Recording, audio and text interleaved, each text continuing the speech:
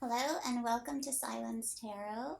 Um, so it's been a year, but I am finally, if you're wondering about the really weird camera angle, this is the bird's eye view. Um, so 1 year later, I'm going to finally make the how to read the tarot video.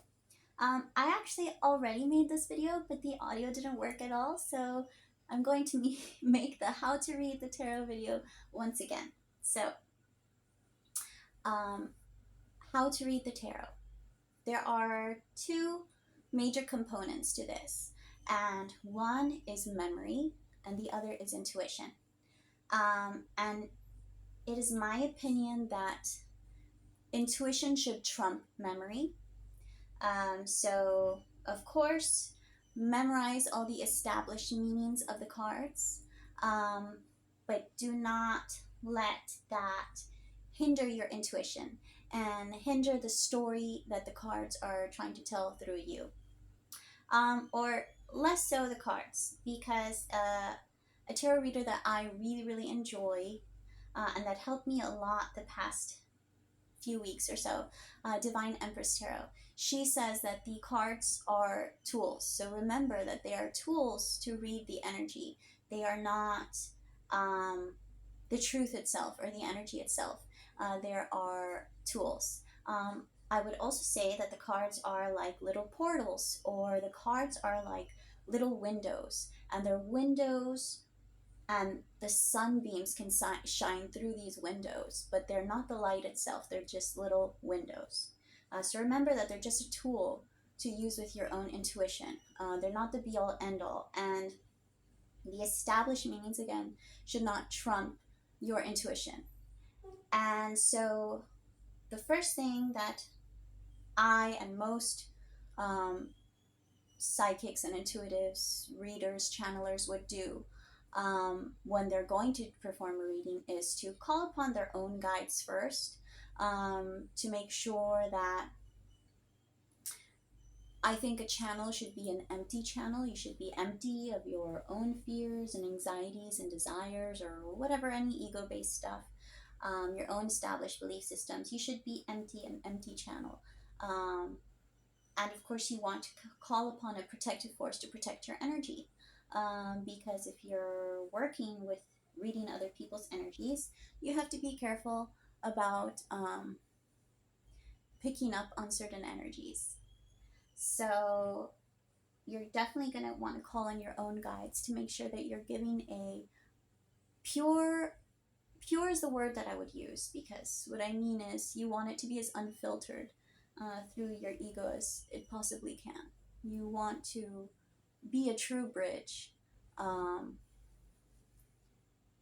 in the sense that it's not about you. Definitely, you should have confidence in yourself and you should value yourself as a reader.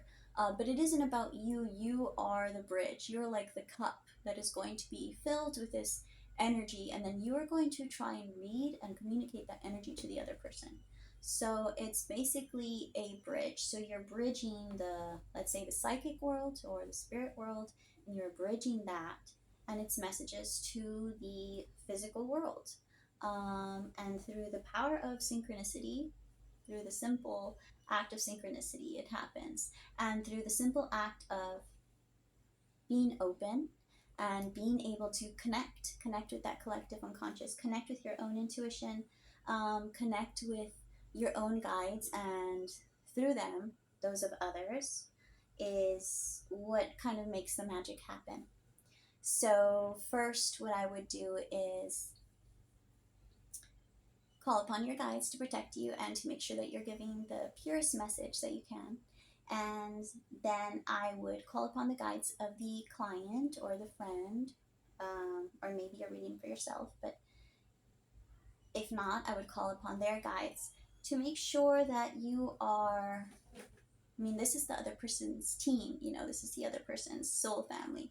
So you want to communicate the messages that they most need to hear.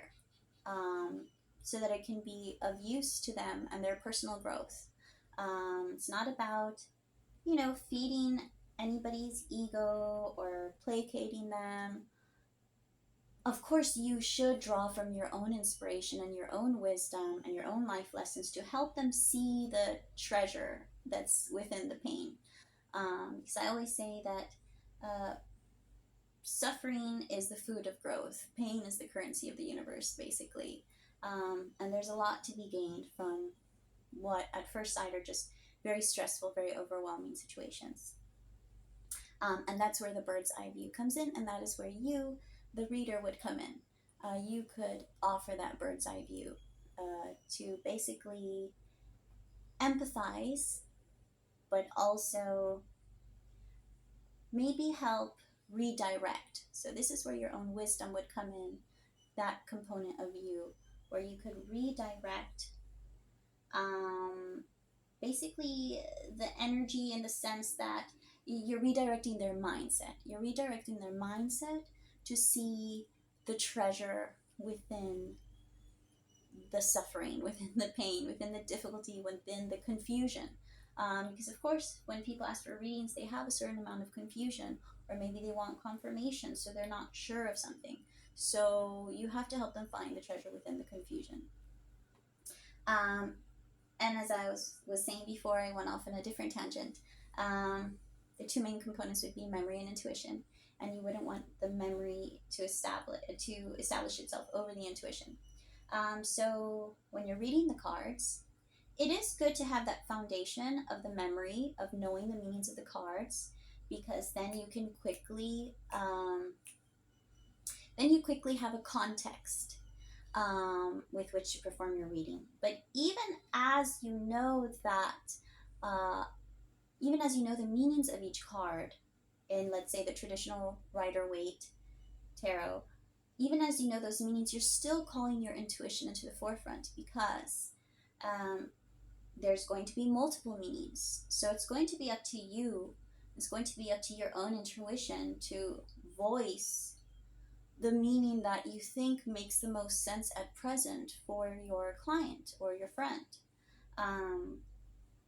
So you are using those two components, even if you think you're mostly using the established meanings and less, kind of a creative storytelling version of reading the cards. You are definitely still using your intuition, because you're not going to sit there and just list every single possible meaning of the card. So your intuition is called into question there, when you need to basically quickly choose, and you're going to choose the meaning that feels right. And the cards next to the card that you see is going to make it easier to either confirm the meaning that you already picked up, or to give context to choose the correct meaning that would make the most sense to the person that you're reading for. And then if we're talking about intuition, well, I said in my previous video, and I do recommend the Preparing to Read the Tarot video, where I basically asked you to establish your belief system of what you think the tarot is and what kind of reader you think you are before you begin. And also tools about sharpening your intuition and connecting with your own intuition, because of course the gift is a gift that everybody has, and it's all about connecting with this gift more and more. The more you trust it, the more it can basically be part of your life and flow through you. So it's really a lot about trusting yourself, trusting your own intuition. So when it comes to the intuitive reading, you're going to want to pick the deck of cards that speaks to you. We can say intuitively speaks to you, or we can also say, let's say there's symbols that you recognize. If you know a lot about the Greek pantheon, then you're going to want to choose a deck that has them, because you already have this established lore that you're familiar with that will help you add more context to each card and to reading each card compared to another reader. So you're going to want to choose symbols that you already know, are familiar with, that you can have some established lore that you would be able to read. Maybe if you're really good at, if you know a lot about animal totems. I know I had a lot of years where I studied a lot about different animal totems. So animal decks are great for me, because that's already a symbol that I know to read. Lessons that are easy for me to pick up on.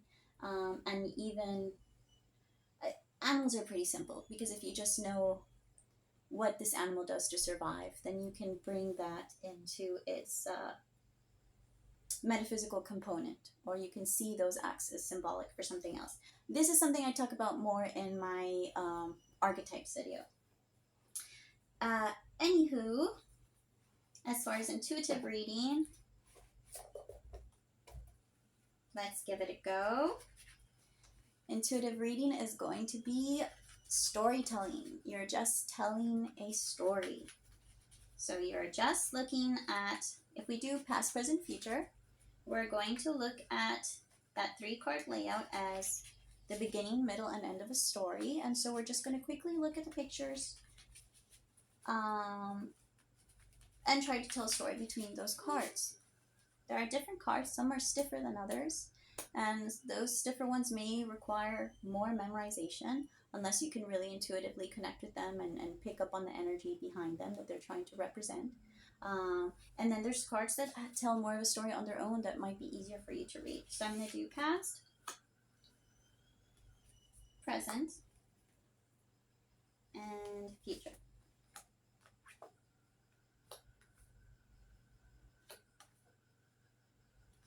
Okay, this is a lovely deck, and I don't think it's that well known in the West.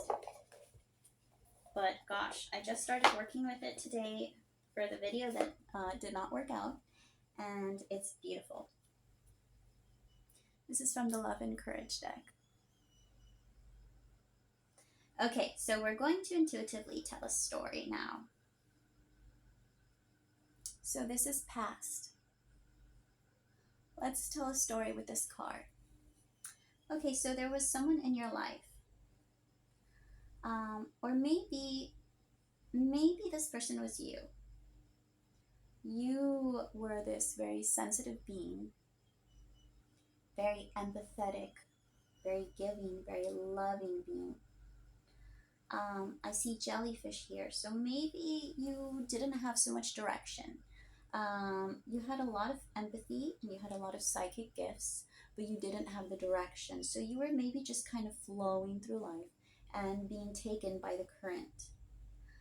We do have some elements of a mermaid here. So mermaids, mind you, one of the darker symbolisms of the story of the siren would be the lack of having your own voice and the lack of having your own will. So in the classic tale of The Little Mermaid, this is somebody who could not use her voice, and walking was intensely painful for her. So if we look at that symbolically, we see somebody who doesn't really have their own will, their own direction in life, and doesn't have their own voice. Maybe they sacrifice their voice and their will just to be somebody's fountain, to be somebody's cup. So there is a bit of an unhealthy dynamic here in the past, where maybe you just let yourself be this fountain for others, but you didn't have any direction for yourself. And so we have fish here. So maybe you would attract the kind of people who were a little bit lost into your life. And maybe these lost people couldn't really appreciate you because, remember, fish have very short-term memory. So maybe they did not understand what they had with you. They didn't understand what you were providing. And so we do have seahorses here as well. And if we're thinking of seahorses, I would say that there was a romantic relationship. And I would say that this person, like a fish, maybe could have been highly distractible and didn't quite value this kind of fountain that you were offering onto them. And I'm seeing somebody who's apart now. So maybe in being apart from you, this person was finally able to realize what a light you were onto their life. And it was in this distance that they were finally able to see that. And it was finally in this distance, perhaps, I see you sitting there on your little moon ship, being a beautiful little light with a puffer fish. Maybe you started to realize that this person kind of would puff themselves up and push out all their spikes to kind of scare you away and deter you, because they really didn't know what to do with this thoughtful, kind, giving energy that you were providing. And maybe now you can kind of see through that with some distance, with some space. And now maybe you're kind of sitting in your own space and you're feeling more peaceful having had this time to kind of digest and understand things. Now let's read the next card. So this is you in your present. Okay, so you in your present. Beautiful, beautiful, beautiful, beautiful. So we see coffee here, so you're working hard. We see somebody who is crafting things. Not only that, but we see a lot of beautiful symbols here. There's a key. So it seems that you were able to derive meaning from your experience. But not only that, you were able to derive meaning from your experience and you were given a key. You were divinely guided to hold this key. So now that you have extracted this kind of treasure out of your situation, you're giving this key so that you can help other people find their own treasure in their situations. And I see an elephant, and elephants are symbolic for overcoming obstacles. I see a chalice, so maybe your gift is related to being a channeler or a psychic or an empath. I'm also seeing a scepter, so that means that now is a time of action for you. This is definitely the moment to take action. This is when you are being divinely guided to do so. I see a star, so it's a time of wish fulfillment. It's basically make a wish. So I'm getting magician energy from here. You have all these elements coming together. You have all these possibilities. And I see photos. So it looks like you still hold this person in your heart. And you're still hoping for a future with this person. Maybe for this person to change and for you to change. But you're still kind of see them as your Prince Charming, ideally. And you also see this picture of someone else. And this person, maybe this was some kind of karmic lesson, or maybe somebody who came between you. But that is now in the past, because you can see her back now is turned. So that's something in the past, and now your back is turned to her as well. So it's maybe something that you are letting go of and moving on from. We also see I don't know if that's a tulip or that's a rose. If that's a rose, then we have somebody who came to you with an apology. And being as you have placed this photo the way that you have, I think that you are willing to give that person a chance. We also have a rabbit, so you are now very much following your guides. You're following the whimsical dance of spirit down the strangest rabbit holes. I see a unicorn, so this is definitely a time of magical gifts. And you are basically a magical unicorn. You are very connected to your intuition. And in the background, I see something like a starry night. So maybe this is all happening in a very chaotic, tumultuous period of your life.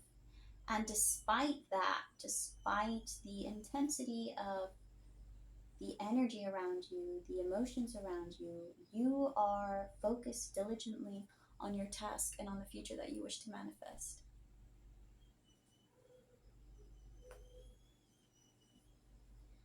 Now, future. Now, this is such a beautiful, such a hopeful looking card, isn't it? So in the future, we very much have you standing in your own power. Look at you. You look extremely confident. And now it's not quite actually in the image, but I am seeing it. I'm seeing you with black wings. So black wings, I'm seeing someone who went through kind of a hellish experience. So black wings is like an angel of death. And now these are not evil angels, they're angels of mercy, basically, because death is a mercy.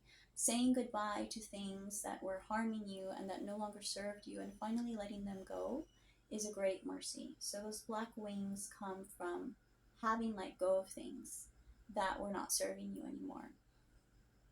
So that is you and your future. You finally let go of old patterns of behavior that were not serving you anymore, and relationship dynamics that were not serving you anymore. That doesn't mean letting go of that person, but it does mean releasing bad patterns and dynamics and making it so that this person kind of has to step up to your level if they want to have something solid with you. Because you, as this winged being, have become very independent, very autonomous, very free. And you don't, unlike the person that you were before, you don't need this other person anymore. You don't really need other people anymore, but you are in a place where you can be open to them being in your life if they are meeting you in a healthy way. You can be open to them. I do see these golden leaves, and so this is making me think of kind of like an olive branch. So it makes me think of peace. It makes me feel like there is peace in this past situation. So whether that is you and this person finally bridging the gap and making peace with each other, and it turning into gold. Maybe because it's gold, it's something that became new. So it's been renewed. And it's something which has surprised you. So this is future energy, mind you. So this may be very surprising for you, but it's going to renew hope in you. It's going to bring you peace. It's going to bridge the divide. And it's going to renew, and it's going to surprise you because it's going to be golden. It's going to be more than what you expected. And it's going to be more than what you expected because it's what you deserved, because you found the gold in every difficult situation in your journey, and you stepped into your own power, and you fearlessly, as you see the sword that you're carrying, cut away all the old patterns, all the old habits that no longer serve you. So absolutely, this is well deserved. You are stepping into your divine feminine and your magical unicorn energy.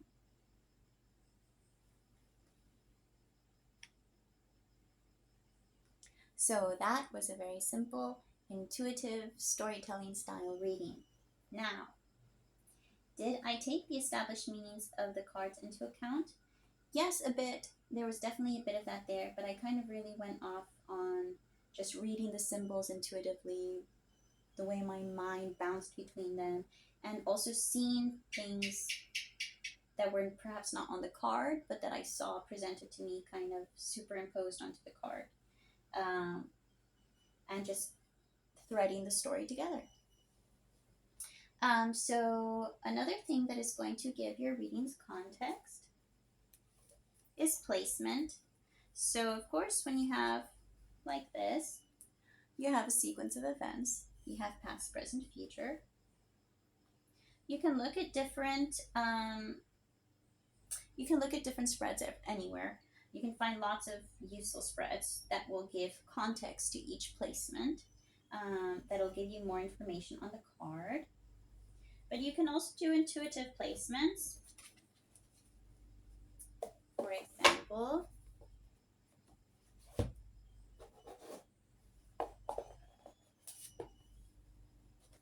and yeah, I didn't use that book at all, but I'm sure it's a good book that I would probably use for myself in private readings. But the cards are beautiful, and I absolutely love the style that I've seen in more of the Asian decks lately, where it has the kind of the hero titular character present in every card, kind of separate from the card in a way. So it's like you really see that this is a journey that you are taking. I'm just kind of flipping these over because I have a lot of them. in their reverse position. So it's kind of unorganized, but okay, I'll do that later. Anywho, another thing I'm going to show you. They come out reversed and I don't intuitively feel like they're supposed to be reversed. I'll just fix it because a lot of them are upside down right now. So placement. Let's take a look at this. If I'm placing cards like this, well then I know, what does this tell me? This is a stair. So if this is a stair, then I know that each card is going to build upon the last card, or perhaps be a new level that is reached after this level is reached. So we know that this is going to be a sequence of events and that we're going to start from the bottom and go towards the top. So that's another intuitive placement that you can do. Now, sometimes I'll place a card and I'll intuitively feel like doing this. So a card that is placed like this, if it's on top of another card, I see it as something that is blocking a certain energy and something that has to be unlocked, corrected, something that is imbalanced and that has to be fixed, pluck, to kind of unlock and allow this other energy to flourish, basically.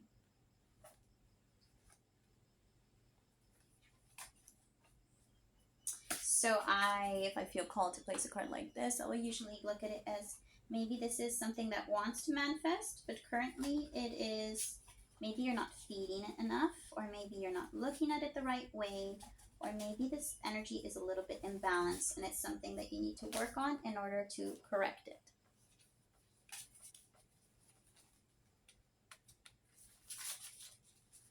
That's my cat. He's wiggling his ear on a wire.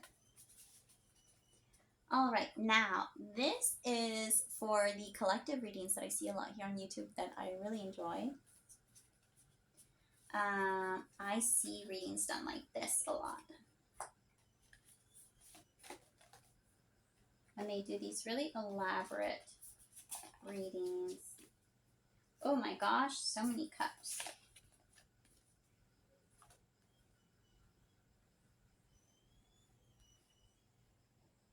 Okay, so they'll do something like this.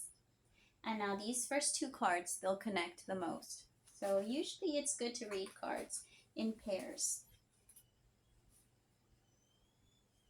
Okay, because when you read them in pairs, then one card is going to give you context for the other card. And it's going to be easier to tell the story that you need to tell. So, because one of these is a court card, then we have basically a character. And now we have this very romantic character, right? But this is a page, so mind you, this is somebody who can be a little bit carried away by their emotions. Because in the court cards, you're going to have page, then you're going to have knight, and you're going to have queen, and you're going to have king. So page is like the initial beginnings of learning about a certain element. So this person may let their fantasies run away with them a little bit. This is definitely a dreamer. And if we look at the colors of the background, we have pink and we have purple. So pink is very love-oriented. But purple, I'm seeing a purple that leans more into lavender. So I'm seeing very dreamy, very imaginative, and maybe too much dreaming and not enough action. I also see a fish, which I often say is a symbol of somebody who could possibly have ADHD. Somebody who can get distracted pretty easily. Maybe if something isn't right in front of them, they forget it or they forget to value it. But now we have kind of a change in them, don't we? Oh, Felix. We have the Four of Cups. So this is somebody who was perhaps before very much in love with love. And now you see that maybe they've become more pensive, they've become more mature, and they're no longer kind of getting drunk on love, getting drunk on the idea of love, getting drunk on fantasies. This is somebody who is Look at their laptop. It looks like they're a man with a plan now. They want to focus now. They want to get out of their head, and they want to start bringing important things into reality. So this is somebody who has definitely experienced a change. So now in these collective type readings, usually they will connect these first two cards to each other, but the whole row, of course, is connected and is going to be perhaps a sequence or just describing different energies. Look at this guy. Okay, so I really highly recommend this card deck, Pause Tarot. It's very underrated. First off, in order to enhance your readings, you have a very good book, which is going to include love and business meanings for cards. So you could just easily memorize the established love related meanings for your cards if you wanted to do love readings, and or if you felt called upon to talk about a romantic situation. And you can also do the career meanings. So this book is a gift, and it's just a very unexpected gift. Absolutely. I wouldn't say this is a highly spiritual, super profound deck. No, but different decks are good for different things. This one is straight to the punch, very direct, and very bright. You know, not overly dark. Very straight and to the point and practical. And with those extra meanings, absolutely worth it. Okay, so our little Page of Cups, who now, let's say, he's changed. He's changing. He's not getting drunk on love anymore. He wants to be more serious. He wants to be more grounded. Maybe he's doing this. Well, we have to see. But yeah, this makes sense. 9 of Cups. So this person who could have maybe been a bit crazy in love, a bit, I wouldn't say delusional, but maybe a bit prone to falling for illusions. And since I saw the fish, maybe somebody who didn't understand a good thing when he had it. But this is somebody who now is seeing something new. Maybe this person is now starting to see you for who you really are. And they're starting to see you as their wish fulfillment, in a way. And just the fact that they finally know this, the fact that they finally understand this, because, mind you, the dark side of the Page of Cups is a lot of confusion, because it's in the realm of emotions, but it doesn't have an anchor. It's kind of lost in the sea, which is another big reason why you have the fish there that is highly distractible.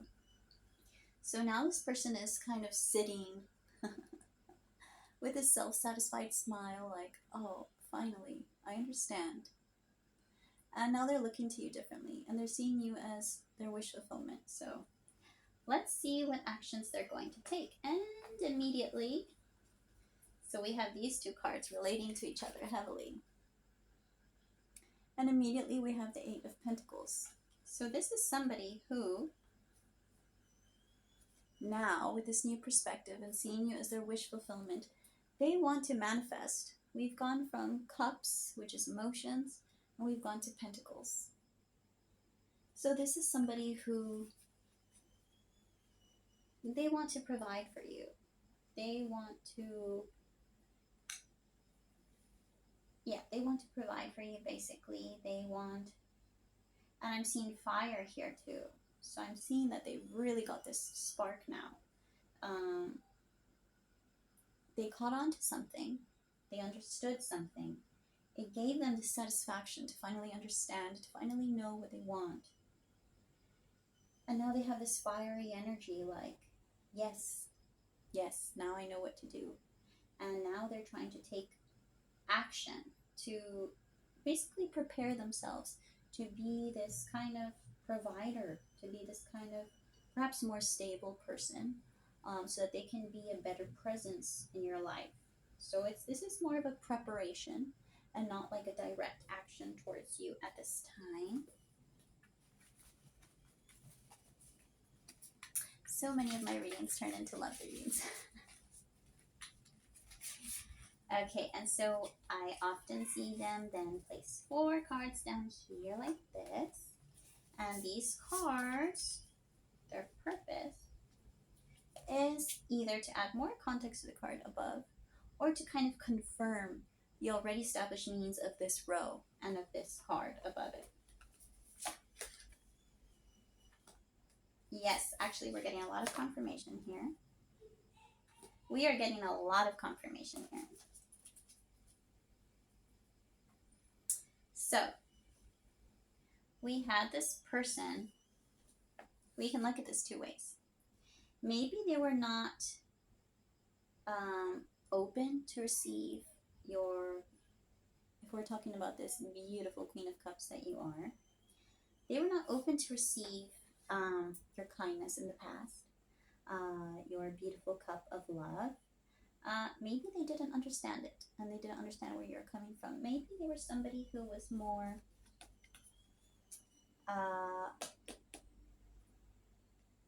looking elsewhere, distracted, or maybe there was somebody who was more, maybe they didn't understand love in that sense.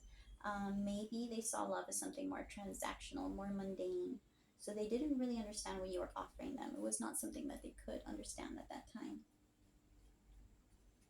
So this has that meaning, and also the meaning of somebody who's kind of moved beyond the Page of Cups too.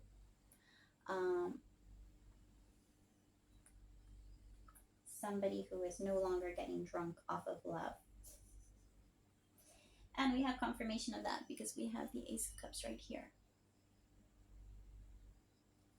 So this is bringing more meaning to the Four of Cups that I previously connected to the Page of Cups, because it is telling me that now, instead of getting drunk off of illusions and the idea of love, and getting lost in sensations and maybe in just like the basic biological act of love, you have somebody who has unlocked their own emotions, unlocked their own cup. And now that their own emotions, their own cup has been unlocked, now they can fully appreciate what you are offering them and what maybe they initially rejected or didn't understand and turned away from. Now that they're more in touch with their own feelings, they can understand what you mean to them, what you were offering them. And it looks like they're not that happy about this. Maybe they have regrets because of how they behaved, or maybe they feel like they kind of messed up. And now it looks like they want to offer you something, but it looks like they're worried that it's too meager of an offering. And under the Page of Cups, we have the Knight of Swords. Okay, so look at him. He's on his mighty steed. So now we have somebody who, see the sword. Swords are symbolic for cutting through illusions. And the sky has completely changed. So those purple, kind of dazed, kind of illusory clouds have faded. And now we're seeing gray clouds, because maybe this person is confronting reality. Maybe they're facing their shadows. As you see, he's taking the sword up to those gray clouds. Maybe he's seeing things in a new light, facing things about himself. And now he's using this sword of discernment to cut through the illusions, to cut through the confusion. And that has given him forward motion. That has given him the ability to come forward. And if you see, the sky is red, so it's like he has a renewed passion, a renewed vigor, a renewed direction, and a new goal. And under Nine of Cups, we have confirmation on that meaning, because we have the Hanged Man, which means a new perspective.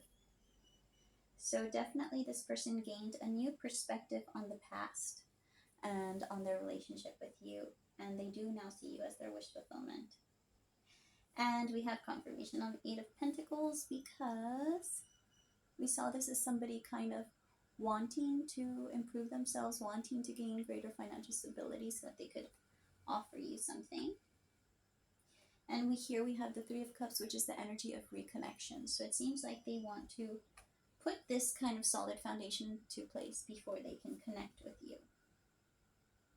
So this kind of spread is very useful for these big collective readings that I see people do. And you can kind of keep placing more cards on top of each to keep telling the story if you want to do a longer and longer reading. So you can pretty much go through half the deck or the full deck, or however many cards you choose, if you want to perform that kind of reading. You can establish the length. Okay, so we are taking into account placement to give context to the meanings. We are taking into account memory, the established meanings.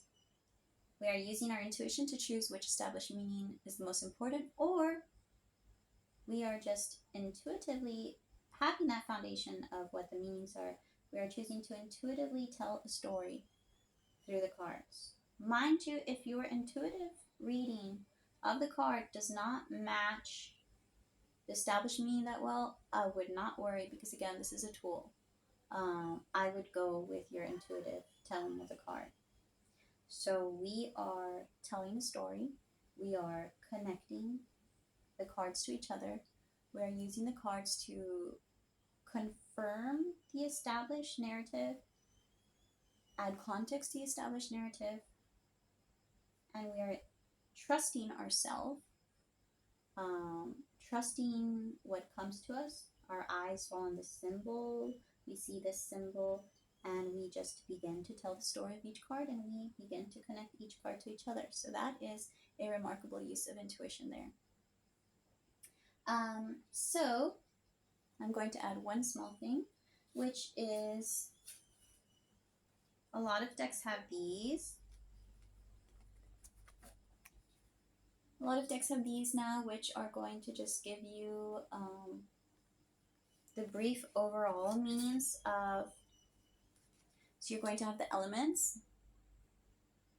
With elements, you have cups, swords, pentacles, wands. Cups, you're going to have the realm of emotions.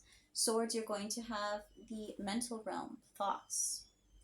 Pentacles, everyone's going to say that this is about manifestation. This is about reality, definitely. But a lot of people tend to focus on the money aspect. It's not always the money aspect. Pentacles can also be knowledge. So knowledge is the treasure of the soul, the treasure of the psyche. And this in the physical realm can manifest as money. But knowledge is the pentacle, basically. And we have wands, which is basically energy, action, passion, motivation. It's that spark that moves things forward. This one briefly goes over what the twos mean, what the threes mean, etc. I mean, you can just, maybe if you can see it clearly, screenshot this. I can use these, but I also often use numerology. I use a numerological value of the card. Like for 9s, I would see endings. For 10s, which the 10 does fit actually. For 10s, I would see the beginning of something new, the completion of some kind of cycle. 11, I see as a psychic kind of number. I can also see it as a twin flame number. 22, I see as a manifestation number. 2 is, of course, duality. 3 is a coming together of separate forces. You can look into just the numbers meaning themselves, the suits meanings themselves. Court cards are usually going to be people, or they can be a type of energy present in a person's life, or often they're different facets of the person's personality, either the clients or the people that they're inquiring about, and that are in their energetic field. Major arcana are going to be basically the hero's journey, the fool's journey. These are going to be major life events that are happening to your client. If you see a lot of major arcana in a reading, then it is a time of a lot of rapid growth and lessons. The minor arcana are going to be more mundane, reality kind of things.